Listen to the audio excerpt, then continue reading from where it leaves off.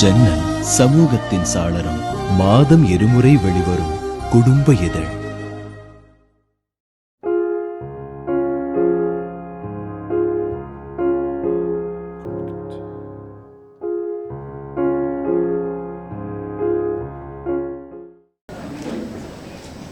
இந்த ஆவணப்படம் மிகப்பெரிய ஒரு தாக்கத்தை அது வெளியிடப்பட்ட காலத்திலே ஏற்படுத்தியது என்பதை நான் குறிப்பிட விரும்புகின்றேன். குஜராத்திலே நடைபெற்ற பல்வேறு வகையான முஸ்லிம்களுக்கு எதிரான அந்த வன் செயல்களுக்கு மிகப்பெரிய ஆதாரமாக அமைந்ததும் நம்முடைய அருமை சகோதரர் கோபால் மேனன் இயக்கிய இந்த திரைப்படம் என்பதையும் நான் இங்கே சுட்டிக்காட்ட விரும்புகின்றேன். அந்த குஜராத் கலவரத்தை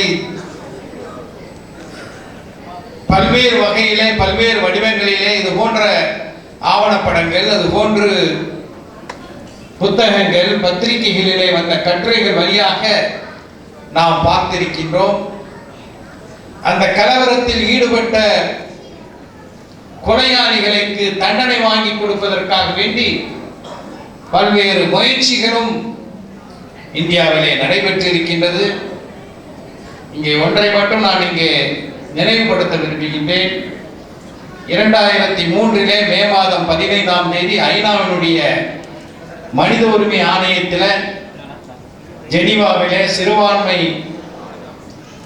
பணிக்குழுவின் மாநாட்டிலே பங்கு கொள்ளக்கூடிய வாய்ப்பு எனக்கு இந்திய சிறுபான்மை மக்களின் சார்பாக கிடைத்த போது முழுமையாக இந்த குஜராத் இனப்படுகொலைகளை பற்றி எடுத்துரைத்து அது ஒரு சர்வதேச பிரச்சனையாக்கி நீண்ட நெடிய காலமாக பிரதமராகக்கூடிய வாய்ப்பு கிடைக்கும் வரை குஜராத் படுகொலைகளை தலைமை ஏற்று நடத்திய அந்த கொடுமையான செயலை செய்த நரேந்திர மோடி பல ஐரோப்பிய நாடுகளுக்கும் பிரிட்டனுக்கும் அமெரிக்காவுக்கும் செல்லாத நிலை ஏற்பட்டதை நான் இங்கே நினைவுபடுத்துகின்றேன். அதெல்லாம் நமக்கு ஒரு சின்ன ஆறுதலை தரக்கூடிய நிகழ்வாக இருந்தாலும் கூட மாயா கோட்டானிக்கு மிகப்பெரிய தண்டனை கொடுக்கப்பட்டது இந்த ஆட்சியில அந்த மோடியினுடைய அமைச்சரவையில இடம்பெற்ற அந்த பெண் அமைச்சர் ஜாமீனிலே வெளிவந்திருக்கின்றார் என்றாலும் கூட ஹர்ஷ்மந்தர் அவர்கள் சொன்னது போல இன்னும் அந்த ரணங்கள் ஆறவில்லை என்பதுதான் யதார்த்தமான உண்மையாக இருக்கின்றது. அதே நேரத்தில் இந்த கலவரம் தொடர்பாக பல செய்திகள் இருந்தாலும் கூட உண்மையிலேயே சிறுபான்மை மக்களுக்கு ஆறுதல் தரக்கூடிய செய்திகளையும் நாம் இந்த நேரத்தில் நினைவுபடுத்துவது மிக மிக முக்கியமான ஒன்றாக இருக்கிறது. எனக்கு முன்னர் இங்கே உரையாற்றிய IAS அதிகாரி ஹர்ஷ்மந்தர் அவர்கள் இந்திய ஆட்சி பணியிலே 22 ஆண்டு காலம் பணியாற்றியவர். அவருக்கு இன்னும் 8 ஆண்டுகளுக்கு மேலே பணியிலே இருக்கக்கூடிய வாய்ப்பு இருந்தாலும் கூட குஜராத்திலே நடைபெற்ற நிகழ்வு அவரை மிகப்பெரிய வேதனைக்கு தள்ளியது. அதன் காரணமாக முன்கூட்டியே காரணத்தை சொல்லி தன்னுடைய பதவியை தூக்கி எறிந்துவிட்டு முழு நேரமாக இந்த மண்ணில சிறுபான்மை மக்களுக்காக, ஒடுக்கப்பட்ட மக்களுக்காக, மனித உரிமைகளை நிலைநாட்டுவதற்காக பாடுபடக்கூடிய பிற சமயத்தை சார்ந்தவர்கள் முன்னே வந்திருக்கின்றார்கள் என்பது நமக்கு மிகவும் ஆறுதலான ஒரு விஷயமாக இருக்கின்றது என்பதை நான் இங்கே சுட்டிக்காட்ட விரும்புகின்றேன்.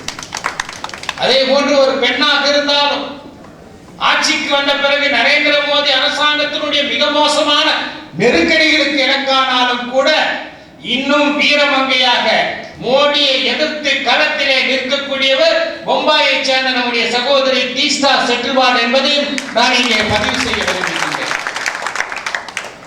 அதே போன்று இதே மேடையில் இருக்கக்கூடிய பேராசிரியர் மார்க்ஸ் இந்த சமூகத்துக்கு தமிழகத்திலே பல தடங்கல்கள் வரும்போது, இடையூறுகள் வரும்போது, அநியாயங்களும் அக்கிரமங்களும் அராஜகங்களும் நடைமுறைப்படுத்தும் போது அதை எதிர்த்து நிற்கக்கூடிய கள போராளி 20 ஆண்டுகளுக்கு மேலாக.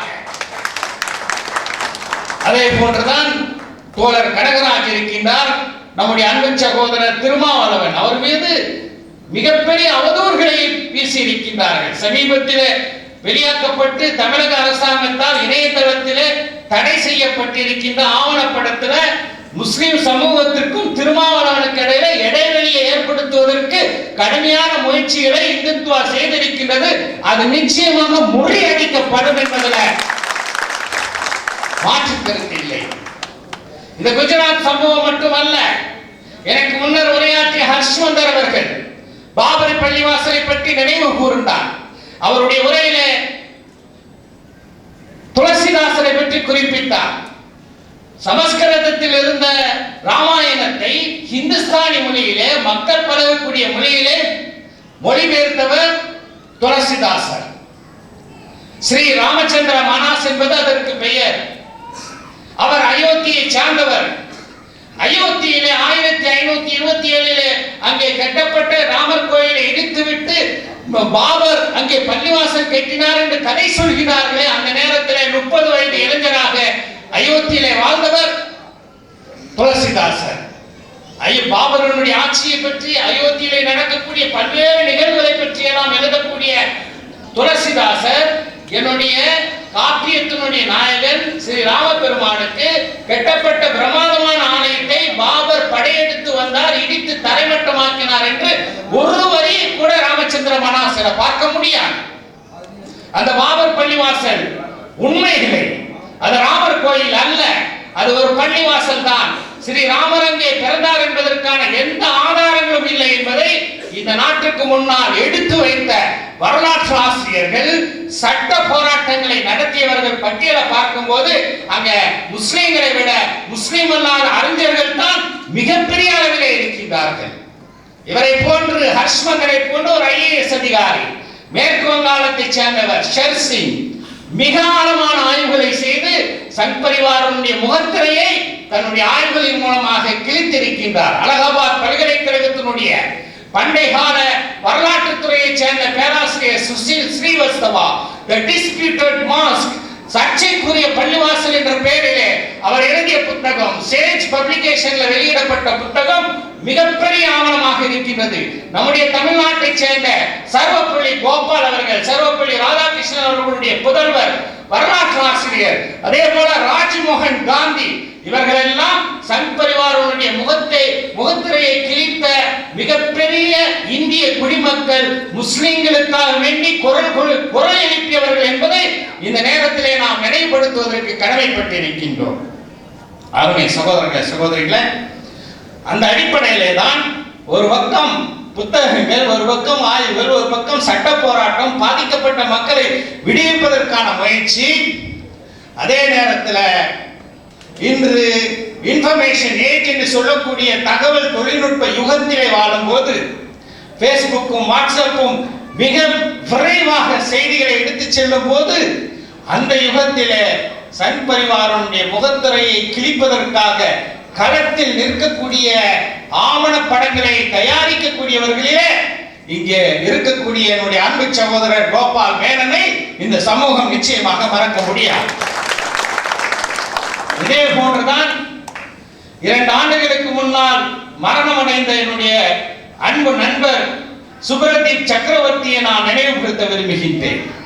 இதே சென்னையில அவர் எடுத்த படம் கோத்ரா என்ற படத்தை பல ஆண்டுகளுக்கு முன்னால் தமிழ்நாடு முஸ்லிம் முன்னேற்ற கழகத்தின் சார்பாக தமிழ்படுத்தி ஒரு பெரிய திரையரங்கிலே நாங்கள் திரையிட்டோம்.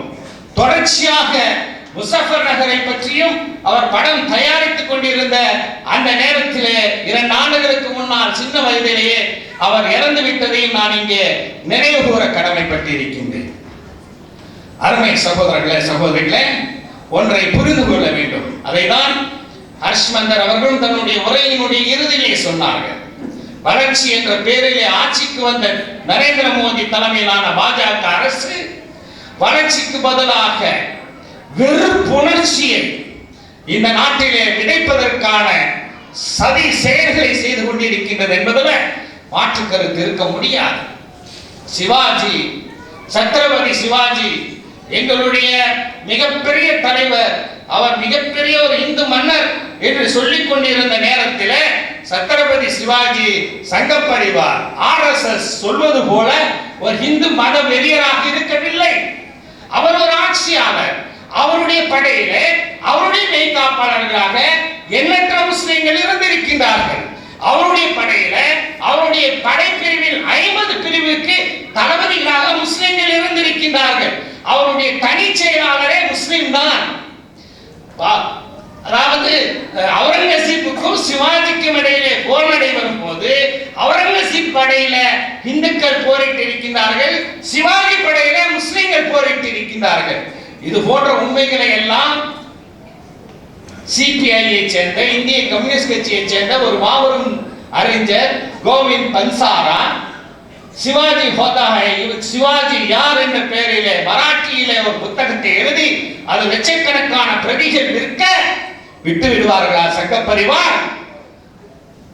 காலையிலே தன் மனைவியுடன் நடைபயிற்சி செய்து கொண்டிருந்த போது துரோகிகள் அவரை துப்பாக்கியால் சுட்டு வீழ்த்தினார்கள்.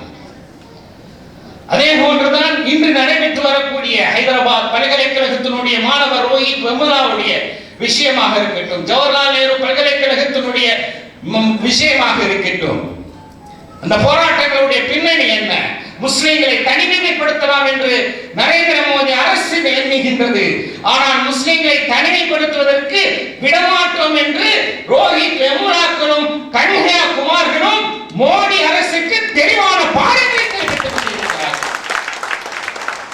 முசஃபர் நகரை பற்றி ஒரு படம் டெல்லி பல்கலைக்கழகத்திலே திரையிட்ட போது அதை தடுத்து நிறுத்திய பாஜகவுக்கு எதிராக ஆரம்பித்த போராட்டம் தான் ஹைதராபாத்தில் பல்கலைக்கழகத்திலே ஆரம்பித்த அந்த போராட்டம் தான் ரோஹித் வெமுலாவை தற்கொலை செய்யக்கூடிய அளவுக்கு நிர்பந்தங்களை ஏற்படுத்தி இந்த சமூகத்திற்காக தன்னுடைய உயிரையும் மாய்த்த தலித் சகோதரன் ரோஹித் வெமுலா. அதே போன்றுதான் அப்சல் குரு. இந்த நாட்டினுடைய கூட்டு மனசாட்சி சொல்கின்றது அப்சல் குரு வாழக்கூடாது என்று உச்ச நீதிமன்றத்தினுடைய நீதிபதியே அரசியல் அமைப்பு சட்டத்துக்கு எதிராக நீதிபதி பரிமாண முறைக்கு எதிராக ஒரு தீர்ப்பு எழுதிய போது அதை கண்டிப்பதற்கு இந்த ஜனநாயக நாட்டிலே எல்லோருக்கும் உரிமை உண்டு என்பதை நிலைநாட்டியவர் தான் கன்ஹையாகுமார். அருமை சகோதரிகளே, இதையெல்லாம் நான் ஏன் சொல்கின்றேன் என்றால் நிச்சயமாக சங்க பரிவாரம் அதன் கூட்டமும் ஒரு மைக்ரோஸ்கோபிக் மைனாரிட்டி தான், ஒரு சிறிய குழு தான். அதனுடைய வீரியத்தை அளிப்பதற்காக பெரும்பான்மையான முஸ்லிம் அல்லாத சமூகத்தினர், குறிப்பாக இளைய தலைமுறையினர்கள் இங்கே இருக்கின்றார்கள் என்பது யதார்த்தமான உண்மையாக தான் இருக்கின்றது. தமிழ்நாட்டிலே சென்னையிலே, கடலூரிலே, விழுப்புரம், திருவள்ளூரில், காஞ்சிபுரத்தில் ஏற்பட்ட வெள்ளப்பெருக்கின் போது முஸ்லிம் சமூகம் ஆற்றிய சமூக சேவைகள் இன்று தமிழ்நாட்டில் இருக்கக்கூடிய அனைத்து சமூக மக்கள் மத்தியிலும் தாடி வைத்து தொப்பி வைத்தால் அது ஒரு தீவிரவாதி, பயங்கரவாதி என்ற அந்த ஸ்டீரியோடைப் இமேஜ், அந்த மாயையை அந்த வெள்ளத்தோடு அடித்து செல்லப்பட்டு விட்டது. இந்த நிலையிலே தான் பல மணி நேரங்கள் ஓடக்கூடிய ஆவணப்படம் என்ற பெயரில் வெறுப்புணர்ச்சி படத்தை தயாரித்து தேர்தலுக்கு முன்பே அதை வெளியிட்டு அந்த வெளியீட்டு விழாவில் சுப்பிரமணிய சாமியும் ராஜாவும் ராமகோபாலனும் சேர்ந்து பேசி பல செய்திகளை சொல்லியிருக்கிறார்கள். இங்கே நான் அரசியல் பேச வரவில்லை, ஆனால் ஒன்றை மட்டும் நான் இங்கே குறிப்பிட விரும்புகின்றேன். அதுல இந்த சமூக பிளவை ஏற்படுத்துவதற்காக அவர்கள் பல முயற்சிகள் செய்திருக்கின்றார்கள். அந்த முயற்சிகள் எல்லாம் தமிழ்நாட்டில் முளையிலேயே கிள்ளி எறியப்படும், தகர்க்கப்படும். தமிழ்நாட்டில் என்றும் போல இந்துக்களும் முஸ்லிம்களும் கிறிஸ்தவர்களும் இன்னும் பிற சமயத்தவர்களும் மதமே இல்லை என்று சொல்லக்கூடியவர்களும் ஒன்றாக நிற்போம்.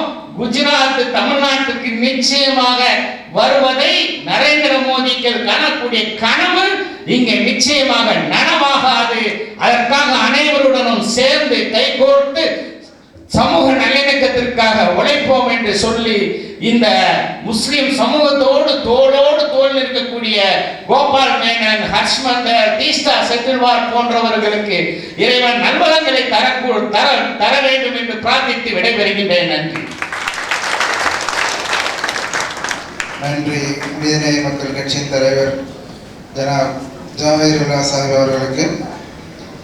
அடுத்ததாக விடுதலை சிறுத்தை கட்சியின் தலைவர் திருமா வரவன் அவர்கள் உரையாற்ற வருமாறு அன்புடன் அழைக்கிறோம். குஜராத்தில் என்ன நடந்தது என்பது குறித்து நாம் செவி வழியாகவோ அல்லது ஆவணங்களின் வழியாகவோ கேட்டறிந்திருக்கிறோம். ஒரு சிலர் பேராசிரியர் மார்க்ஸ் போன்றவர்கள் அந்த இடத்திற்கு நேரடியாக சென்று வந்தவர்கள். அந்த கொடூரத்தை சொற்களால் விவரிக்க முடியாது. சாதியின் பெயரால், மதத்தின் பெயரால், இனத்தின் பெயரால் அரங்கேற்றப்படும் அனைத்து வன்முறைகளும், அனைத்து படுகொலைகளும் அடிப்படையில் அரசியல் வன்முறைகளே, அரசியல் படுகொலைகளே என்பதை நாம் புரிந்து கொள்ள வேண்டும். இது மதவெறி வன்முறை, இது சாதிவெறி வன்முறை, இது இனவெறி வன்முறை என்று இதற்கு பெயர் சூட்டப்பட்டாலும் இவை அனைத்தும் அடிப்படையில் அரசியல் வன்முறை என்பதை நாம் புரிந்து கொண்டால்தான் இதனுடைய இன்னொரு பரிமாணத்தை நம்மால், உண்மையான பரிமாணத்தை நம்மால் காண முடியும். குஜராத்தில் நடந்த அந்த வன்முறை வெளியாட்டங்களை அப்படியே நாம் படித்து பார்க்கிற போது அது ஈழத்தில் நடக்கிற இனவெறியாட்டத்தோடு பொருந்துகிறது. குஜராத்தில் நடந்ததையும் ஈழத்தில் நடந்ததையும் அப்படியே நாம் தமிழகத்தில் அல்லது இந்தியாவில் நடக்கும் சாதிவெறி வன்முறையோடு ஒப்பிட்டு பார்க்கிற போது அப்படியே அது பொருந்துகிறது.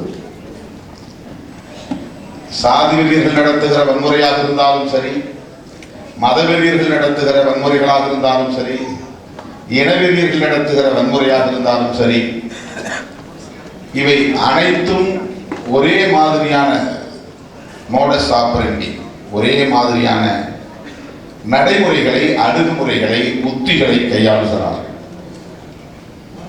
பெரிய வேறுபாடு இருப்பதாக தெரியவில்லை. ஒரே மாதிரியான வெறித்தனம் என்பது அதிலே மேலிடுவதை நாம் பார்க்க முடியும். அந்த உணர்வுகளை மட்டும் பிரித்து பார்த்தால், அந்த வெறித்தனத்தை மட்டும் பிரித்து பார்த்தால், ஈழத்தில் நடக்கிற இனவெறியாட்டமும் சரி, இந்திய மண்ணில் நாள்தோறும் நடக்கிற சாதி வெறியாட்டமும் சரி, குஜராத்திலே நடந்த அந்த மதத்தின் பெயரால் நடந்த இனப்படுகொலையும் சரி, அடிப்படையில் ஒன்று, அதனுடைய தத்துவம் ஒன்று. இது அரசியலோடு தொடர்புடையது. ஆகவே அடிப்படையில் இவை அனைத்தும் அரசியல் அதிகாரத்தோடு தொடர்புடையது. குஜராத்திலே நடந்த அந்த வன்முறை வெளியாட்டத்தில் வெவ்வேறு சங் பரிவார அமைப்புகள் ஈடுபட்டன. விஸ்வ இந்து பரிஷத், பஜ்ரங் தள், RSS, இப்படிப்பட்ட பல்வேறு அமைப்புகள் அதில் நேரடியாக களமிறங்கின. ஆனால் இவர்களுக்கு அடிப்படையில் ஒரே நோக்கம்தான், ஒரே இலக்குதான். தன்னுடைய கருத்தியல், இந்துத்துவா என்கிற அந்த மேலாதிக்க கருத்தியல் இங்கே நிலைநிறுத்தப்பட வேண்டும் என்பதுதான். குல்பர்கா சொசைட்டி என்கிற அந்த குடியிருப்பில் நடந்த கொடூரத்தை கொஞ்ச நேரம் நான் படித்துக் கொண்டிருந்தேன். அதை படிக்கிற போது எனக்கு அப்படியே தருமபுரி நிகழ்வுகள் நினைவுக்கு வந்தன. அங்கே 20,000க்கும் மேற்பட்ட மதவெறியர்கள் திரண்டார்கள். இங்கே 2,000க்கும் மேற்பட்ட சாதி வெறியர்கள் திரண்டார்கள். அங்கே இஸ்லாமியர்களை தேடி தேடி அவர்களின் இல்லங்களுக்குள் புகுந்து வன்முறை வெறியாட்டத்தை நடத்தினார்கள். வெடிகுண்டுகளை வீசினார்கள், கற்களை வீசினார்கள், பாட்டில்களை வீசினார்கள். காங்கிரஸ் கட்சியை சார்ந்த நாடாளுமன்ற உறுப்பினர் ஜாஃப்ரி அவர்களின் வீட்டுக்குள் நுழைந்து அவரை வீதிக்கு அழைத்து வந்தார்கள். அவரை நிர்வாணப்படுத்தினார்கள். ஜெய் ஸ்ரீராம் சொல்ல சொன்னார்கள்.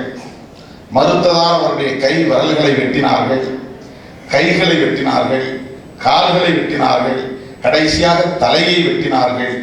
இப்படிப்பட்ட இந்த வன்முறை வெறியாட்டங்களை எல்லாம் நாம் படித்துக் கொண்டே வருகிற போது அங்கே காவல்துறையும் நின்று கொண்டிருந்தது என்பதையும் சேர்த்து படிக்கிறோம்.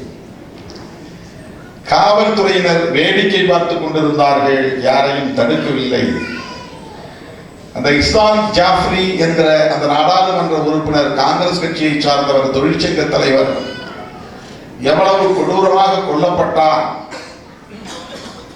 அந்த நிகழ்வு காவல்துறையினரின் முன்னிலையிலேயே நடந்தன என்கிற அந்த காட்சியை நாம் பார்க்கிற போது தமிழகத்திலே அப்படி எத்தனையோ சான்றுகளை சாதியின் பெயரால் நடந்த வன்முறை வெறியாட்டங்களை நாம் காட்ட முடியும். காவல்துறையினர் அப்படியே நின்று வேடிக்கை பார்ப்பார்கள். தருமபுரியிலே 6.5 மணி நேரம் 3 சேரிகள் கொடுக்கப்பட்டன. 3000க்கும் மேற்பட்டவர்கள், பெண்கள் உட்பட, அந்த கிராமங்களுக்குள்ளே புகுந்து எந்த விதமான அச்சமும் இல்லாமல், கூச்சமும் இல்லாமல், வெட்கமும் இல்லாமல் வன்முறை வெறியாட்டத்தில் ஈடுபட்டார்கள். காவல்துறையினர் தலித்துகளை ஓடி தப்பித்துக் கொள்ளுங்கள் என்றுதான் சொன்னார்களே தவிர ஒரே ஒரு சின்ன முயற்சி கூட, அந்த வன்முறை வெறியர்களை விரட்டுவதற்கான முயற்சியில் கூட அவர்கள் ஈடுபடவில்லை. ஒரு லத்தி சார்ஜ் அல்லது வானத்தை நோக்கிய துப்பாக்கி சூடு, கண்ணீர் புகைக்குண்டு வீச்சு, இப்படிப்பட்ட எந்த நடவடிக்கையிலும் அவர்கள் ஈடுபடவில்லை. சாதாரணமாக சாலை மறியல் போராட்டத்திலே ஒடுக்கப்பட்டவர்களோ சிறுபான்மையினரோ ஈடுபட்டால் உடனடியே அண்டை நாட்டின் மீது படையெடுக்கிற வெறித்தனத்தை காட்டுகிற வகையில் காவல்துறையினர் பாய்ந்து வருகிறார்கள். பேச்சுவார்த்தைக்கு இடமில்லாத வகையிலே அடித்து நொறுக்குகிறார்கள். உடனே கைது செய்து சிறைப்படுத்துகிறார்கள். இதை நம்மால் பார்க்க முடிகிறது. ஆனால் சேரிகளை கொடுத்துகிற போதோ, அந்த மக்களை கொடூரமாக வெட்டி படுகொலை செய்கிற போதோ, வெண்மணியில் நடந்த படுகொலையும் கூட அப்படித்தான். அப்படிப்பட்ட அந்த நடவடிக்கைகள் நிகழ்கிற போதோ காவல்துறை நிர்வாகம் ஒருபோதும் வன்முறை வெறியர்களுக்கு எதிராக செயல்பட்டதில்லை. இதை அப்படியே நாம் குஜராத்திலே பார்க்கிறோம். அந்த வன்முறை வெறியாட்டத்தில் நாம் பார்க்கிறோம். அரசாங்கத்துடைய துணை இல்லாமல் வரலாற்றின் நெடுகிலும், அது மன்னராட்சி காலமாக இருந்தாலும் சரி, இன்றைக்கு மோடி ஆட்சி காலமாக இருந்தாலும் சரி, வரலாற்றின் நெடுகிலும் ஆட்சியாளர்களின் துணை இல்லாமல், அதிகார பீடத்தில் அமர்ந்திருப்பவர்களின் ஒத்துழைப்பு இல்லாமல் எந்த வன்முறையும் எந்த படுகொலையும் நிகழ்ந்ததில்லை. ஆகவேதான் நான் தொடக்கத்தில் சொன்னேன், அனைத்து வன்முறைகளும், அனைத்து படுகொலைகளும் அரசியல் வன்முறைகள் தான், அரசியல் படுகொலைகள் தான். அதோடு பொருத்தி பார்க்கிற போதுதான் மோடியின் பங்களிப்பை நம்மால் இதில் புரிந்து கொள்ள முடியும். அவர் என்ன செய்வார்? அவர் ஒரு முதல்வர், சட்டம் ஒழுங்கு கட்டுமீறி போய்விட்டது என்று பேசுகிறவர்களும் உண்டு. அவருடைய சகாக்கள் கீழே இறங்கி வேலை செய்ததற்கு அவர் எப்படி பொறுப்பேற்க முடியும் என்று கூறுகிறவர்களும் உண்டு. கோத்ராவில் நிகழ்ந்ததால் குஜராத்தில் நிகழ்ந்தது என்று வாஜ்பாய் புன்னகைத்தார் என்கிற பதிவும் அதில் இருக்கிறது. வாஜ்பாய் அதை நியாயப்படுத்தினார். ஆகவே அடிக்கு அடி என்கிற அடிப்படையில் அல்ல, அதிகாரத்தை, ஆதிக்கத்தை நிலைநாட்டுவதற்கான தாக்குதல்கள், வன்முறைகள். அப்பாவி மக்கள் எங்கோ நடக்கிறது கோத்ரா, சரி, அந்த இடத்திலே ஆத்திரப்பட்டவர்கள் ஒரு கும்பல் வன்முறையில் ஈடுபட்டார்கள் என்றால் கூட அது உணர்ச்சி வயப்பட்ட நிலையிலே நிகழ்ந்தது என்று நம்மால் புரிந்து கொள்ள முடியும். ஆனால் அப்படி ஒரு சம்பவம் நடந்ததை பற்றிய அறியாமல் வாழுகிற கிராமப்புறத்து மக்கள், இஸ்லாமியர்கள் எவ்வளவு மோசமாக தாக்கப்பட்டிருக்கிறார்கள். கர்ப்பிணி பெண்கள் கொல்லப்பட்டு வயிற்றில் இருந்த சிசு வெளியே எடுத்து அதை கத்தியின் முனையில் குத்தி அதை நெருப்பிலே வாட்டி எரித்திருக்கிறார்கள். இது ஈழத்திலும் நடந்தது, குஜராத்திலும் நடக்கிறது. அங்கே இனவெறி ஆட்டம், இங்கே மதவெறி ஆட்டம். அதுவும் அரசியல் அதிகாரத்தோடு தொடர்புடையது, இதுவும் அரசியல் அதிகாரத்தோடு தொடர்புடையது. அதில் மிக முக்கியமாக இன்னொரு அரசியல் உத்தியை நாம் நுட்பமாக புரிந்து கொள்ள வேண்டும். இதெல்லாம் திட்டமிட்டே நிகழ்த்தப்படுகிற வன்முறைகள். அப்பாவி மக்களுடைய அழிவை பற்றி கவலைப்படாமல், மனிதநேயத்தை பற்றி கவலைப்படாமல், திட்டமிட்டு அரசியல் ஆதாயத்திற்காக, அரசியல் அதிகாரத்திற்காக அப்பாவி மக்களை பலி கொடுப்பது என்பது ஒரு ஸ்ட்ராட்டஜி, பொலிட்டிக்கல் ஸ்ட்ராட்டஜி. ஒரு வன்முறையின் மூலம்தான் தன்னை ஒரு கதாநாயகனாக சமூகத்திலே உயர்த்தி கொள்ள முடியும் என்பது வரலாற்றின் நெடுகிலும் பல சான்றுகளை நாம் காண முடியும். எவன் ஒருவன் திட்டமிட்டு ஒரு வன்முறையை நிகழ்த்துகிறானோ, வழிநடத்துகிறானோ, அவன் அந்த சமூகத்தில் மிகப்பெரிய சக்தியாக அல்லது ஒரு மாவீரனாக அல்லது ஒரு வரலாற்று சாதனையாளனாக ஏற்கப்படுகிறான். ஆக மோடியை இந்த மண்ணில் ஒரு வரலாற்று சாதனையாளராக காட்ட வேண்டும் என்பது ஆட்சி அதிகார வெறிபிடித்த கும்பலின் நோக்கமாக இருந்திருக்கிறது. குஜராத் படுகொலைக்கு பிறகுதான் ஒரு மாநிலத்தின் முதல்வர் என்கிற தகுதியில் இருந்து அவர் ஒரு தேசிய அளவில் பேசப்படக்கூடிய இடத்தை தொடுகிறார். ஆக இந்துக்களின் பாதுகாவலர் இவர்தான். இந்துக்களுக்கு எதிரான சக்திகளை அடக்கி ஒடுக்குவதில் வல்லமை பெற்றவராக மோடி இருக்கிறார் என்கிற பதிவை உருவாக்க வேண்டிய தேவை அவர்களுக்கு எழுகிறது. Well planned and well designed political strategy. அதை அப்படியே தர்மபுரியோடு ஒப்பிட்டு பார்க்கலாம். தர்மபுரி எதேச்சியாக நிகழ்ந்த ஒரு ஸ்பான்டேனியஸ் ஈவென்ட் அல்ல, ஒரு எதேச்சியாக நடந்த நிகழ்வு அல்லது. தன்னுடைய செல்வாக்கு இழந்து போய்விட்டது, அரசியல் செல்வாக்கு இழந்து போய்விட்டது. இழந்து போன, சரிந்து போன அரசியல் செல்வாக்கை தூக்கி பிடிப்பதற்கு, உயர்த்தி பிடிப்பதற்கு என்ன வழி? ஒரு வன்முறை மூலம்தான் அதை நிகழ்த்த முடியும் என்பது ஏற்கனவே அந்த சக்தி அதை உணர்ந்து ஒரு சமூக நீதி போராட்டம், இடஒதுக்கீடு போராட்டம் என்கிற அடிப்படையில் மிகப்பெரிய வன்முறை வெறியாட்டத்தை கட்டவிழ்த்துவிட்டு ஒரே இரவில் தமிழ்நாடு தழுவிய தலைவராக அவரால் அறிமுகமாக முடிந்தது. அந்த வன்முறை தான் அவரை தமிழகத்தின் நாயகனாக மாற்றியது, ஒரு சமூகத்தின் நாயகனாக உயர்த்தியது.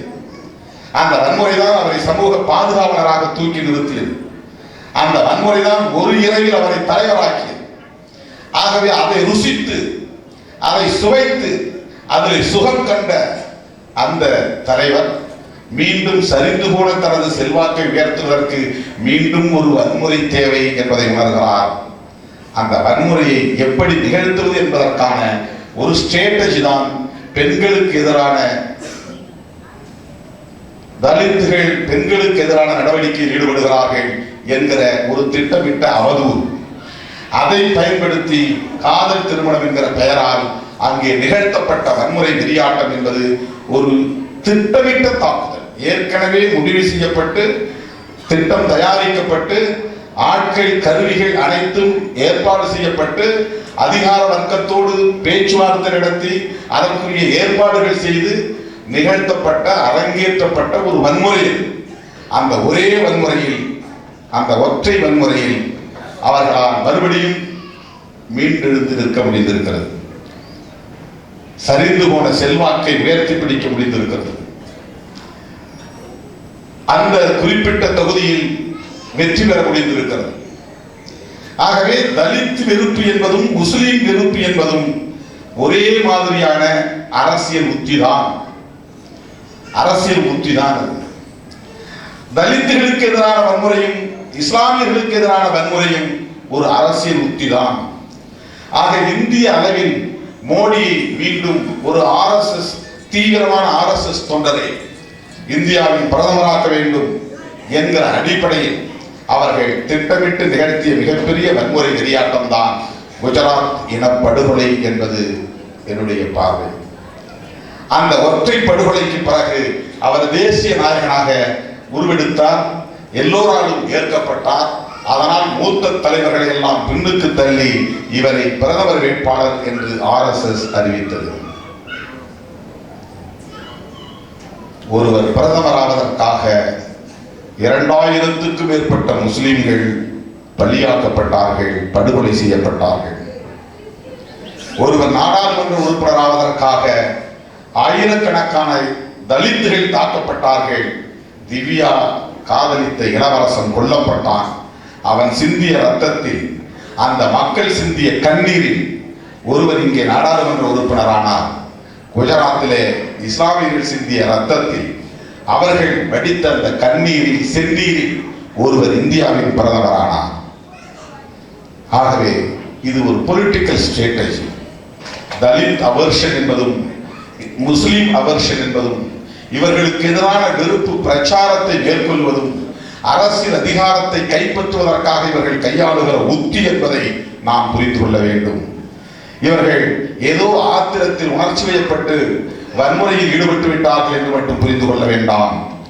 உலகத்தில் நடக்கிற எல்லா வன்முறைகளிலும் அரசியல்வாதிகளின் அல்லது ஆட்சியாளர்களின் அல்லது அதிகார வெறியர்களின் சதித்திட்டம் அடங்கி இருக்கிறது.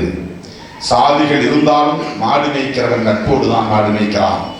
சாதிகள் இருந்தாலும் மீன் பிடிக்கிறவன் நட்புறவோடு தோழமையோடு தான் மீன் பிடிக்கிறான். சாதிகள் இருந்தாலும் களை வெட்டுகிறவன் களை பறிக்கிறவன் நட்போடு தோழமையோடு தான் அங்கே வேலை செய்து கொண்டிருக்கிறான்.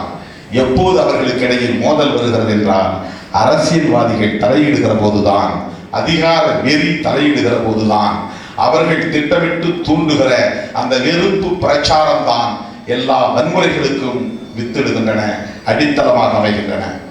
குஜராத் இனப்படுகொலை என்பது ஏனோதானோ என்று நிகழ்ந்ததல்ல. இன்னும் அதற்கு காரணமான கோத்ராவை ஆய்வு செய்கிற போது, அதை இன்னொரு கோணத்தில் ஆய்வு செய்தவர்களின் பதிவை பார்க்கிற போது, கோத்ரா சம்பவமே திட்டமிட்டு இந்துத்துவ சக்திகளால் நிகழ்த்தப்பட்டவைதான். இப்படி ஒரு இனப்படுகொலை நிகழ்த்துவதற்காகவே கோத்ரா சம்பவத்தை அவர்கள் திட்டமிட்டு உருவாக்கி இருக்க முடியும் என்கிற அந்த கருத்தும் ஒருபுறம் இருக்கிறது என்பதை மறந்துவிடக் கூடாது. எத்தனையோ சம்பவங்களில் அவர்களே கொண்டு வைத்துவிட்டு இஸ்லாமியர்கள் மீது பழி போட்டு வன்முறையை தூண்டிவிட்டு பிறகு பல ஆண்டுகளுக்கு பின்னர் இஸ்லாமியர்களுக்கும் அதற்கும் சம்பந்தமே இல்லை என்று தீர்ப்புகள் வெளியாகி இருக்கின்றன. எத்தனையோ RSS காரர்கள் கையும் களவுமாக பிடிபட்டு இருக்கிறார்கள். அதற்கு காந்தி படுகொலையே ஒரு சான்று. நாத்ராம் கோட்சே, அவனுக்கு இஸ்லாமியர்களுக்கும் சம்பந்தம் இல்லை, ஆனால் அவன் சுன்னத் செய்து கொண்டான் என்பது உறுதிப்படுத்தப்படுகிறது. அவனுடைய நோக்கம் என்ன? ஒரே கல்லில் பல மாங்காய்களை அடிக்க வேண்டும் என்பதுதான். இஸ்லாமியர்களுக்கு ஆதரவாக பேசிக் கொண்டிருக்கிற, சமூக நல்லிணக்கத்தை பேசிக் கொண்டிருக்கிற காந்தியை வீழ்த்த வேண்டும், அவரை அழிக்க வேண்டும் என்பதும், அதே நேரத்தில் இந்துக்களுக்கும் முஸ்லிம்களுக்கும் இடையிலே வன்முறையை தூண்டி இஸ்லாமியர்களை அணிதிரட்டுவது, இந்துக்களை அணிதிரட்டுவது, ஹிந்து போலரைசேஷன், இந்துக்களை அணிதிரட்டுவது என்பதும் தான் அவர்களின் முக்கிய நோக்கம். அப்படித்தான் தொடர்களே, எல்லா வன்முறைகளும் திட்டமிட்டே அதிகார வெறிபிடித்தவர்களால் நிகழ்த்தப்படுகின்றன என்பதை இன்னொரு கோணத்தில் நாம் புரிந்து கொண்டால்தான் இவற்றின் முழுமையான பரிமாணத்தை நாம் புரிந்து கொள்ள முடியும் என்று இந்த நேரத்தில் நான் எனது கருத்தை பதிவு செய்து, திருமாவளவன் குறித்து சில அவதூறுகளை பரப்பினார்கள் என்று நம்முடைய பேராசிரியர் ஜவாஹிருல்லா அவர்கள் சொன்னார்கள்.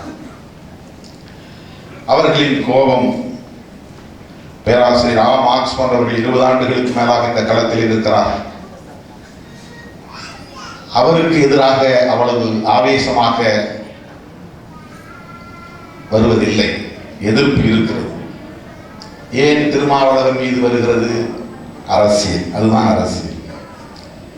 ஒரு இயக்கமாக, ஒரு அரசியல் கட்சியாக திருமாவளவன் ஒடுக்கப்பட்ட மக்களையும் இஸ்லாமிய மக்களையும் கருத்தியல் ரீதியாக இணைத்து ஒருங்கிணைக்க முயற்சிக்கிறான்.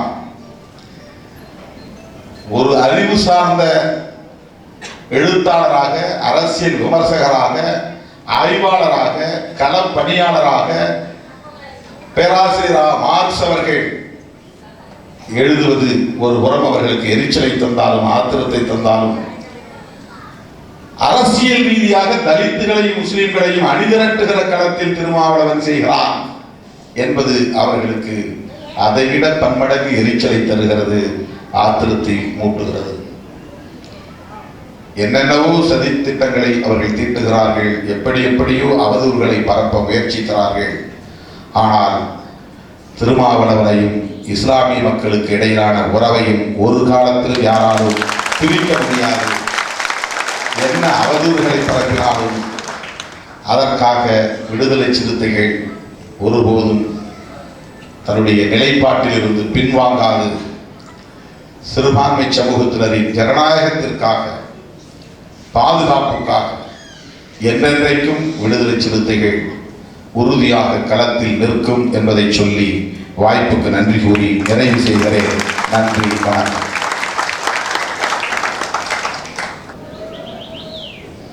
ஒரு ஆவணப்படம் முன் திரையிடப்பட்டது. கிட்டத்தட்ட 14 ஆண்டுகள் ஆகிவிட்டது.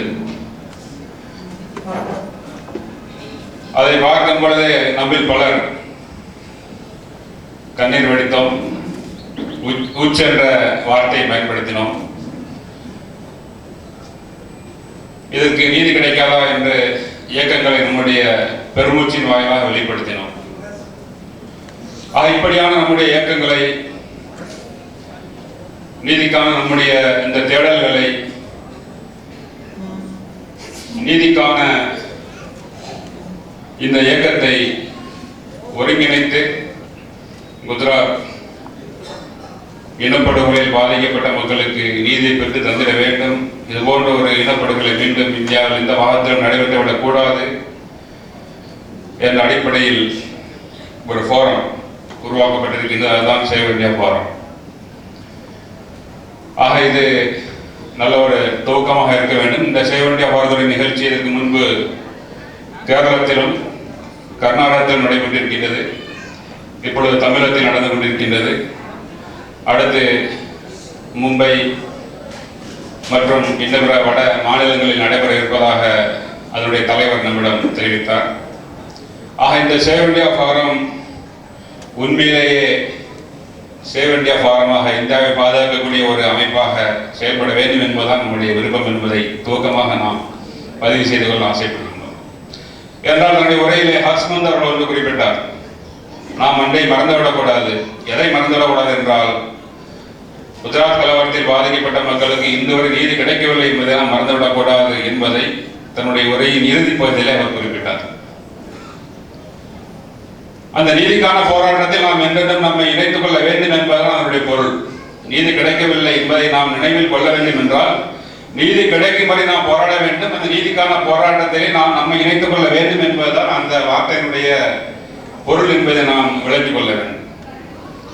சாதாரணமாக நம்முடைய இயக்கங்களை வெளிப்படுத்துவதும், முச்சு கொட்டுவதும் அல்லது கவலைகளை நாம் தெரிவித்து செல்வதும், இன்னும் சொல்ல போனால் இந்த ஆவணப்படத்தை பார்க்கும் பொழுதுதான் குஜராத் கலவரம் தொடர்பான அந்த நிகழ்வுகளை நம்முடைய சிந்தனை மீண்டும் வருகின்றது.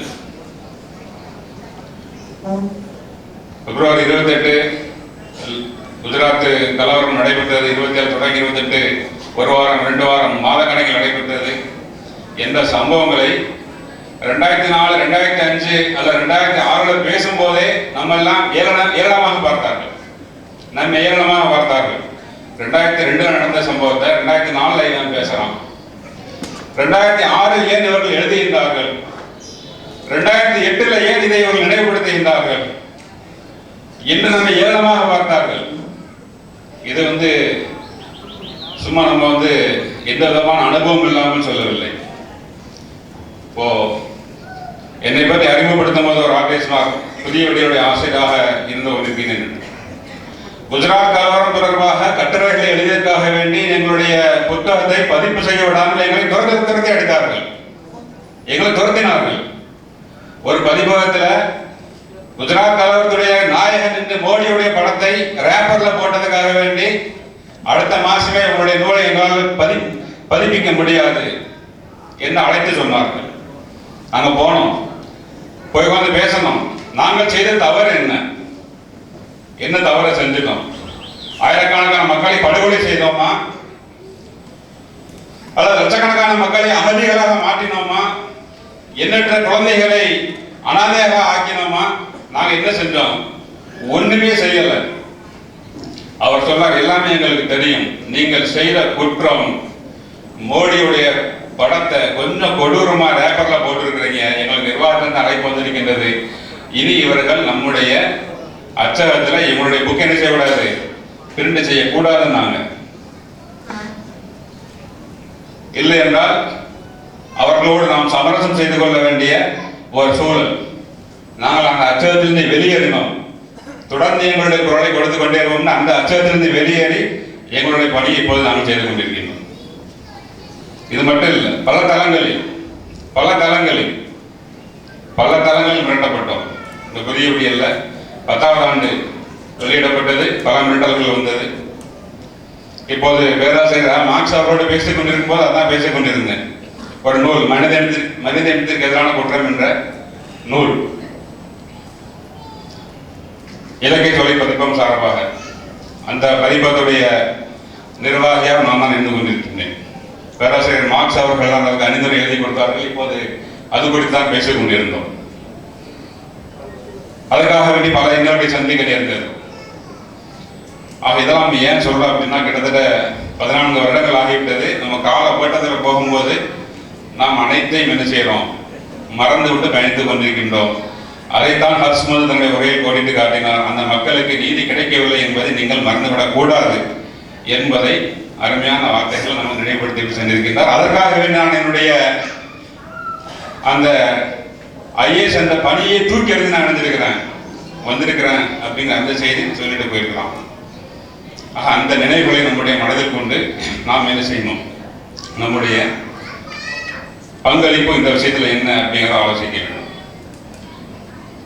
2 விஷயங்களை சொல்லி முடித்துக் கொள்கின்றேன். ஒன்று, இப்போது நம்ம வாழக்கூடிய சமகாலத்தில் பேராசிரியர் ஒரு கருத்தை காட்டிவிட்டு சென்றார்கள். விழுச்சென்னை தலைவர் மரியாதைக்குரிய திருமாவன் அவர்கள் ஒரு கருத்தை கொடித்து காட்டிவிட்டு சென்றார்கள். எனக்கு தெரிந்து ஒரு கருத்தை நான் பதிவு செய்ய ஆசைப்படுகிறேன். என்னவென்றால், நாம் கவனத்தில் கொள்ள வேண்டிய ஒரு விஷயம், 14 ஆண்டுகள் ஆகிவிட்டது. குஜராத் கலவரம் ஏற்படுவதற்கு முக்கிய காரணமாக இருந்த ஒரு துறை மீடியா துறை என்பதை நாம் மறந்துவிடக்கூடாது. அந்த மீடியாக்கள் இன்னும் மாறவில்லை. அந்த மீடியாக்கள் இன்றும் முஸ்லிம்களையும் தலித்துகளையும் உரிமைக்காக போராடக்கூடிய சமூக ஆர்வலர்களையும் ஒரு பூதமாக சித்தரித்துக் கொண்டிருப்பதை நாம் தினசரி கண்டு கொண்டிருக்கின்றோம். குஜராத் கலவரம் நடக்கின்றது. அதற்கு காரணமாக இருந்தது 2 தினசரி நாளிதழ் என்று வரலாறு பதிவு செய்திருக்கின்றது. ஒன்றுக்கு பேர் சந்தேஷ் என்று சொல்லக்கூடிய தினசரி, இரண்டாவது குஜராத் சமாச்சாரம் என்று சொல்லக்கூடிய ஒரு நாளிதழ். இந்த 2 நாளிதழுமே இதை சொல்ல காரணம் இருக்கின்றது. இந்த 2 நாளிதழுமே, அதிலும் குறிப்பாக சந்தேஷ் என்று சொல்லக்கூடிய நாளிதழ், அந்த நாளிதழ் கொடுத்த செய்தி தான் கலவரத்திற்கு முழு காரணம் என்பதை யாரும் மறுக்க இயலாது. ஏனென்றால், யாரெல்லாம் கலவரத்தில் ஈடுபட்டார்களோ, இந்த படத்தில் பார்த்தோம், நான் தண்ணி கேட்டேன், 2 குழந்தைகள் தண்ணியை கேட்டாங்க, வாயில பெட்ரோல் ஊற்றி கொடுத்தாங்க என்ற செய்தி. இது எல்லாமே காரணம் என்னன்னா, படுகொலை செய்யும் பொழுது அவர்கள் கையில் இருந்த காப்பியெல்லாம் சந்தேஷ் என்று சொல்லக்கூடிய அந்த நாளிதழ்லாம் கையில் இருந்துச்சு. அந்த நாளிதழ் ஒரே ஒரு சாம்பிள் குறை செய்தி சொல்லுகின்றேன். என்னவென்றால், அது 28ஆம் தேதி நடந்த அந்த நிகழ்வுக்கு பிறகு 1ஆம் தேதி தலைப்பெட்டு, மார்ச் 1ஆம் தேதி 2002 தலைப்பெட்டு எழுதுகின்றார்கள். 2வது பக்கத்தில் தலைப்புல என்ன வருது அப்படின்னா, S6 என்று சொல்லக்கூடிய அந்த பெட்டியிலிருந்து, சபர்ம எக்ஸ்பிரஸ் உடைய அந்த S6 உடைய அந்த பெட்டியிலிருந்து கடத்தப்பட்ட 2 பெண்கள் மானபங்கப்படுத்தப்பட்டு, பாலியல் ரீதியாக துன்புறுத்தப்பட்டு, கொலை செய்யப்பட்டு ஒரு குளத்தங்கரையில் வீசப்பட்டிருக்கின்றார்கள் என்ற செய்தி வெளியிட்டது. அவருடைய மார்பகங்கள் வெட்டப்பட்டிருக்கின்றது என்ற செய்தி சேர்த்து என்ன செய்யலாம், வெளியிடலாம். அதுக்கப்புறம் தான் கலவரம் என்ன செய்கின்றது, காட்டுத்தீ போல பரவுகின்றது என்பது பதிவு. அதைத் தொடர்ந்து பல தகவல்களை வெளியிடுகின்றார்கள். நான் அதுக்குள்ள போக விரும்பல. சந்தேஷ் 2 வாரங்களுக்கு தொடர்ச்சியாக பல தகவல்களை வெளியிட்டிருக்கின்றது. அது அனைத்துமே ஆவணமாக பதிவு செய்யப்பட்டிருக்கின்றது. உண்மை என்ன அப்படின்னா, 2 வாரத்துக்கு அப்புறம் அதே சந்தேஷ் வெளியிடுகின்றது என்னவென்றால், தவறு நடந்து விட்டது, அந்த செய்தி தவறாக வெளிவந்து விட்டது அப்படின்னு சொல்லி என்ன செய்யறோம், வெளியிடலாம். 2 வாரம் கழியுது. 2 வாரம் கழிச்சு ஒரு செய்தியை வெளியிடுற அந்த நாளிதழ் என்ன அப்படின்னா, தவறுதலாக அந்த செய்தி இடம்பெற்று விட்டது என்ற தகவலை ஒரு சின்ன கட்டங்கட்டி என்ன செய்யறாங்க, வெளியிடுறாங்க. இந்த இடைவெளியில 2000 பேர் கொலை செய்யப்படுகின்றார்கள். இந்த இடைவெளியில தான் 2000 பேர் கொலை செய்யப்படுகின்றார்கள். லட்சக்கணக்கான மக்கள் வீடுகளை இழக்கின்றார்கள். இந்த ஆவணம் பதிவு செய்திருக்கின்றது என்னவென்றால், குழந்தைகள் கேட்கக்கூடாத விஷயங்களை கேட்டார்கள், பார்க்கக்கூடாத விஷயங்களை பார்த்தார்கள். தன்னுடைய வாழ்க்கையில எதை அவர்கள் நேரடியாக காணக்கூடாது எல்லாத்தையும் கண்டாங்க. அது நம்மால் வார்த்தையால் அங்கே வடிக்க இயலாது. அந்த அளவுக்கு கொடூரமான விஷயங்களை கண்டார்கள். அதே போல குஜராத் சமாச்சாரம் காவல்துறை இருந்தது, எல்லாமே இருந்த நிர்வாகம் அமைப்பு இருந்தது. யாருமே இது போன்ற நிகழ்வு நடக்கவில்லை என்று கேட்கவில்லை. இதை நாம் இப்போது இங்கு சுட்டிக்காட்ட காரணம் என்னவென்றால், நமக்கு முன்னாடி இப்போது சமகாலத்தில் இன்றும் நேற்றும் கடந்த வாரத்திலும் நடந்து கொண்டிருப்பது இதுதான் நடந்துட்டு இருக்குது. ஜெயந்தி விவகாரத்தை குறிப்பிட்டார்கள், ஜவஹர்லால் நேரு பல்கலைக்கழக மாணவர்களுடைய போராட்டத்தை குறிப்பிட்டார்கள். அந்த பல்கலைக்கழக மாணவர்களுடைய போராட்டம் தேச விரோத போராட்டமாக சித்தரிக்கப்படுவதற்கு காரணமே ஒரே ஒரு நியூஸ் தான். எப்படி குஜராத் கலவரம் ஏற்படுவதற்கு சந்தேஷுடைய அந்த நியூஸ் காரணமாக அமைந்ததோ அதே போன்றுதான் இன்று ஒட்டுமொத்த ஜவஹர்லால் நேரு பல்கலைக்கழக மாணவர்கள் தேச விரோத சக்திகளாக சித்தரிக்கப்படுவதற்கு காரணமே ஜி நியூஸ் என்று சொல்லக்கூடிய அந்த தொலைக்காட்சி வெளியிட்ட ஒரு செய்தி தான். என்ன செய்தி வெளியிடுறாங்க, இங்க தேச விரோத முழக்கங்கள் இடப்பட்டது, அப்சல் குருவுக்கு ஆதரவாக முழக்கங்கள் இடப்பட்டது, பாகிஸ்தான் ஜிந்தாபாத் என்ற முழக்கங்கள் இடப்பட்டது என்ற செய்தி ஜி நியூஸ் என்ன செய்தது, ஒளிபரப்புகின்றது. அந்த ஒளிபரப்பி அந்த காட்சியை தான் டைம்ஸ் நவ் என்ன செய்யறான், திரும்ப திரும்ப எடுத்து போடுறாங்க. இதற்கு பின்னாடி என்ன செய்யறாங்க அப்படின்னா ஜேபி மாணவர்கள் தேச விரோதி என்ற முத்திரை குத்தப்படுகின்றார். இதுதான் ஃபேக்ட். நாம் பார்த்து கொண்டுதான் இருக்கின்றோம். இதே ஜி நியூஸ் தான் சந்தேஷுக்கு முன்னாடியே 27 அன்று, அந்த பிப்ரவரி 27, 2002 அன்று அந்த கோத்ரா ரயில் எரிக்கப்பட்டவுடன் செய்தி என்ன செய்யறாங்க, ஒளிபரப்புகின்றது. செய்தி ஒளிபரப்புகின்றது. அங்க இருந்த பிணங்களை ரொம்ப கோரமாக படம் எடுத்து காட்டுகின்றார்கள். இப்படியாக கலவரத்துக்கு அப்போதும் ஜி நியூஸ் தான் தொடங்கின்றது. இப்போதும் இந்தியாவில் நம் கண்முன்னால் நடந்து கொண்டிருக்கக்கூடிய ஜவஹர்லால் நேரு பல்கலைக்கழக மாணவர்களுடைய போராட்டத்திற்கும் இதே ஜி நியூஸ் தான் என்ன செய்கின்றது, துணை நின்று கொண்டிருக்கின்றது. ஒரு சில இதழ்கள் துணை நின்று கொண்டிருக்கின்றது. ஆக நாம இங்கு தெரிந்து கொள்ள வேண்டிய விஷயம் என்னவென்றால், நம் முன்னால் இருக்கக்கூடிய பெரிய சவாலான விஷயம், சமகாலத்தில் இருக்கக்கூடிய இந்த ஊடகங்கள் ஒரு பெரிய மாயையை தோற்றுவித்துக் கொண்டிருக்கின்றார்கள். ஒரு பொது புத்தியை உருவாக்கி கொண்டிருக்கின்றார்கள். அந்த பொது புத்தியிலிருந்து சமூகத்தை மீட்டெடுக்க வேண்டிய கடமை நாம் அனைவருக்கும் இருந்து கொண்டிருக்கின்றது. இவர்கள் தீவிரவாதிகள் பிரச்சனை உருவாக்குவார்கள். இன்னும் சொல்ல போனால் இப்பொழுது கொஞ்சம் மாறி யாரெல்லாம் இந்த பாசிச சங்க பரிவார இந்துத்துவ சக்திகளை எதிர்க்கின்றார்களோ அவர்களெல்லாம் தேச விரோதிகள். இங்க இருக்கக்கூடிய அனைவருமே இப்போது தேச விரோதி. ஜீனுடைய அந்த தத்துவத்தின்படி பார்த்தா அப்படின்னா நாம எல்லாருமே தேச விரோதிகள். ஏன்னா அந்த லிஸ்டுகள் தான் தேசம் வந்து கொண்டிருக்கின்றது. யாரெல்லாம் மோடி அரசாங்கத்தை எதிர்க்கின்றார்களோ அவர்களெல்லாம் தேச விரோதிகள் என்பதை என்ன செய்யறாங்க, அந்த தகவல் மூலமாக நாம் தெரிந்து கொள்ள முடியும். ஆகவே அந்த பொது புத்தியிலிருந்து இந்த சமூகத்தை மீட்டெடுக்க வேண்டிய கடமை இருக்கின்றது. அதே ஒரு ஃபேக் வீடியோ தான், ஒரு போலியான வீடியோ தான் இப்போது தமிழகத்தில் ரொம்ப வேகமாக வைரலாக பரவி கொண்டிருக்கின்றது. அந்த வீடியோவுக்கும் தமிழகத்தில் எழுந்து கொண்டிருக்கக்கூடிய எந்த நிகழ்வுகளுக்கும் துணியும் சம்பந்தமே இல்லை. அவ்வளோ போலியான தகவல், முற்றிலும் உண்மைக்கு புறமான தகவல்களை பதிவேற்றம் செய்து ஒரு பயங்கரமான ஒரு சூழ்நிலையை தமிழகத்தில் உருவாக்க முயற்சியை எடுத்துக் கொண்டிருக்கின்றார்கள் இந்துத்துவ பாசிச சக்திகள். அது நம்ம என்ன செய்யணும், கவனமாக இருக்க வேண்டும். இந்த ஊடகங்கள் என்ன செய்யறாங்க, அமைதி காத்துக் கொண்டிருக்கின்றார்கள் என்ற தகவல் நாம் என்ன செய்யணும், மனதில் வைத்துக் கொள்ள வேண்டும். ஆக நாம 15 வருடங்களுக்கு முன்னாடி அல்லது 10 வருடங்களுக்கு முன்னாடி 5 வருடங்களுக்கு முன்னாடி என்ன விவாதித்தோமோ அது இன்னைக்கு நம்ம கண் முன்னாடி நடந்து கொண்டிருக்கின்றது. 2014 அமுதன் இருந்தார். 2014 மே மாதம் தேர்தல் நடப்பதற்கு முன்னாடி இதே பிப்ரவரி மாதத்தில் நினைக்கிறேன், நான் அந்த அமுதன் இருந்தா கிளியரா தெரியும். பிப்ரவரி மாதத்தில் நினைக்கிறேன் பெரியார் மையத்தில் இதே போன்ற ஒரு ஆவணப்படத்தை வெளியிட்டு ஒரு விவாதத்துக்கு ஏற்பாடு பண்ணியிருந்தார். அந்த விவாதத்தில் நானும் பங்கெடுத்தேன் புதிய விடியல் சார்பாக. அப்போது விவாதிக்கப்பட்டது, மோடி ஆட்சிக்கு வந்தால் இன்னென்ன விஷயங்களாம் நடக்கும் என்று ஒரு பெரிய விவாதம் நடந்தது. 2014 இதே பெரியார் மையத்தில் நடந்தது. வரவேற்புரையாற்றிய அமுதன் அதற்கு தலைமையேற்று நடத்தினார். அவங்க என்னெல்லாம் விவாதம் செய்யப்பட்டதோ அந்த விவாதங்கள் அன்றைக்கு நடந்துட்டு இருக்கு, நிதர்சனமாக நடந்து கொண்டிருக்கின்றது. எந்த விஷயங்கள் இந்த நூல் பதிவு செய்திருக்கின்றதோ அந்த விஷயங்கள் நடந்து கொண்டிருக்கின்றது. ஆக நாம் நம்முடைய கடமையை செய்ய தவறிவிட்டோம் என்றால் அடுத்து வரக்கூடிய நம்முடைய தலைமுறையினர் இதையெல்லாம் பார்த்து கொண்டிருப்பார்கள்.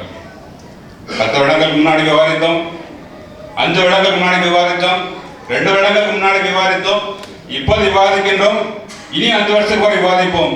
என்ன நிலை மாற வேண்டும்? என்ன நிலை மாற வேண்டும் என்றால் ஹர்ஷ்மந்த் அவர்கள் கோடிட்டு காட்டிய அந்த சாலிடாரிட்டி, அந்த தோழமை உணர்வு, அந்த நட்புணர்வு, அந்த ஒத்துழைப்பு பாசிஸ்டுகளை எதிர்கொள்ளக்கூடிய விஷயத்தில் இருக்க வேண்டும். அதற்கான நல்ல ஒரு தளமாகத்தான் இந்த சேவ் இந்தியா ஃபாரம் உருவாக்கப்பட்டிருக்கின்றது என்பதை நாம் என்ன செய்யணும், கவனத்தில் கொண்டு நம்முடைய இந்த பயணத்தை வந்து நாம் மேற்கொள்ள வேண்டும். அதில் பாப்புலர் ஃப்ரண்ட் ஆஃப் இந்தியா போதிய ஒத்துழைப்புகளை கொடுக்க தயாராக என்ன செய்து இருந்து கொண்டிருக்கின்றது. இதுக்கு முன்னால் பல ஒத்துழைப்பை கொடுத்திருக்கின்றது, பல தளங்களில் பணிகளை செய்து கொண்டிருக்கின்றது, அகில இந்திய அளவில் பல விதமான முயற்சிகளை எடுத்துக் கொண்டிருக்கின்றது. இனியும் இது போன்ற தளத்தில் எனக்கு முன்னால் பேசுவதெல்லாம் கோடிட்டு காட்டியது போன்று இனியும் இது போன்ற தளங்களில் பாப்புலர் ஃப்ரண்ட் ஆஃப் இந்தியா தன்னுடைய முழு சக்தியை பயன்படுத்தி தொழில்நுட்பதற்கு தயாராக என்ன செய்து இருந்து கொண்டிருக்கின்றது என்பதை இந்த தருணத்தில் நாம் என்ன செய்கிறோம் சொல்லிக்கொள் கடமைப்படுத்தினோம். இறுதியாக இந்த மதவாத சக்திகளை எதிர்கொள்வதற்கு நாம் இது போன்ற செமினார்களை நடத்துவதன் மூலமாகவோ அல்லது தேர்தல் நெருங்கி வரும் சமயத்தில் வந்து உணர்ச்சிகரமான பேச்சுக்களை பேசுவதன் மூலமாகவோ அல்லது ஒரு சில கட்டுரைகளை வெளியிடுவதன் மூலமாகவோ அல்லது ஒரு சில புகைப்படங்களை ஆவணங்களை வெளியிடுவதன் மூலமாகவோ ஒரு மதவாத எதிர்ப்பை நாம் என்ன செஞ்சிட முடியாது, நாம் அதை காட்டிவிட்டோம் என்று சந்தோஷப்பட்டுவிட முடியாது. அதற்கு மாற்றமாக நாம் என்ன செய்யணும் அப்படின்னா ஒரு குறைந்தபட்ட செயல் திட்டத்தை நாம் என்ன செய்யணும், வைத்திருக்க வேண்டும். ஒவ்வொருவரும் வைத்திருக்க வேண்டும். ஒரு குறைந்தபட்ட செயல் திட்டத்தை வைத்து மதவாத சக்திகளுக்கு எதிராக நம்ம என்ன செய்யணும், ஒருங்கிணைந்து செயல்பட வேண்டும். அதற்கான தருணம் இப்போது தமிழகத்தில் கணித்து கொண்டிருக்கின்றது. இன்னும் சில மாதங்களில் தேர்தல் வர இருக்கின்றது. அதுக்கு முன்னாடி இது போன்ற ஒரு நிகழ்வு ரொம்ப நல்ல ஒரு தொடக்கமாக தமிழகத்தில் இருக்க வேண்டும். இன்னொரு 2 மாதங்கள் அந்த தேர்தலுக்கு மீதம் இருக்கின்றது. ஆக இந்த தருணத்தை நல்ல முறையில் பயன்படுத்தி தமிழகத்தில் பாசிஸ்டுகள் ரொம்ப வேகமாக வேலை செய்வதற்கான திட்டங்களை தீட்டிவிட்டார்கள் என்பதுதான் நமக்கு அந்த ஆவணப்படம் சமீபத்தில் அவர்களாக பதிவு கொண்டு ஓடிய அந்த ஆவணப்படம் வந்து அப்படி உண்மையாக இருந்து கொண்டிருக்கின்ற அதிலிருந்து பாடங்களை நாம் பெற்றுக்கொண்டு இங்கே வந்திருக்கக்கூடிய ஒவ்வொரு நம்முடைய பங்களிப்பு என்ன, இந்த பாசிஸ்டரை எதிர்கொள்ள, இந்த பாசிச சக்திகளுடைய இந்த துர்பிரச்சாரங்களை எதிர்கொள்ள, அவதூறு பிரச்சாரங்களை எதிர்கொள்ள என்னுடைய பங்களிப்பு என்ன என்பதை உணர்ந்து கொண்டு செயல்பட வேண்டும். அப்படி செயல்பட்டால் தமிழகத்தை இந்த பாசிச சங்க பரிவார சக்திகளிடமிருந்து பாதுகாக்க முடியும். அதற்கு இந்த சேவ் இந்தியா ஃபாரம் துணை நிற்கும். சேவ் இந்தியா ஃபாரத்தோடு பாப்புலர் ஃப்ரண்ட் ஆஃப் இந்தியா எப்பொழுது துணை நிற்கும் என்று கூறிக்கொண்டு என்னுடைய உரை நிறைவு செய்து கொள்கின்றேன். அஸ்ஸலாமு அலைக்கும் வரஹ்மத்துல்லாஹி வபரகாத்துஹு.